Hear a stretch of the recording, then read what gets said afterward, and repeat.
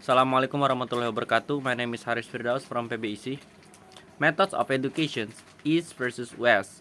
A teacher from a Western country recently visited an elementary school in an Asia country. In one class, she watched 60 young children as they learned to draw a cat. The teacher drew a big circle on the blackboard, and 60 children copied it on their papers.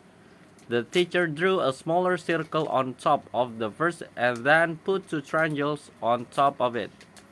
The children drew in the same way. The lesson continued until there were 61 identical cats in the classroom.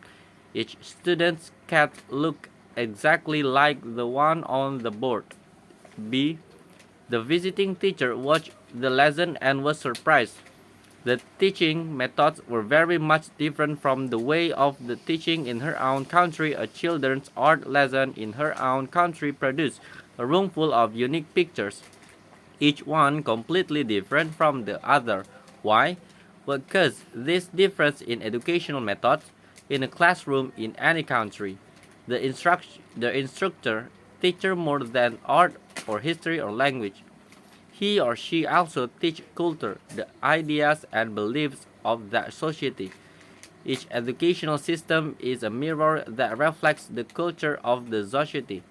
See, in a society such as the United States or Canada, which has many national, religious, and cultural differences, people highly value individualism, the difference between people. Teacher plays Teacher places a lot of importance on the qualities that make each student special. The educational system in that country shows these values. Students do not memorize information. Instead, they work individually and find answers themselves. There is often discussions in the classroom. At an early age, the students learn to form their own ideas and opinion. D. In most Asian societies, by contrast, the people have the same language, history, and culture.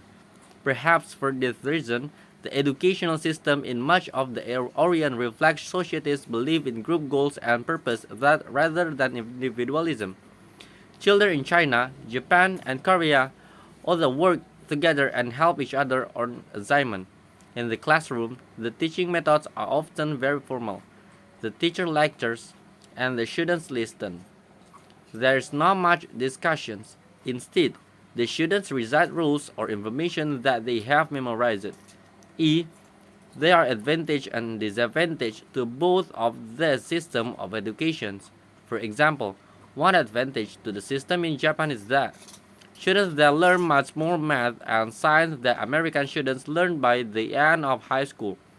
They also students more hours each day and more days each year than North Americans do.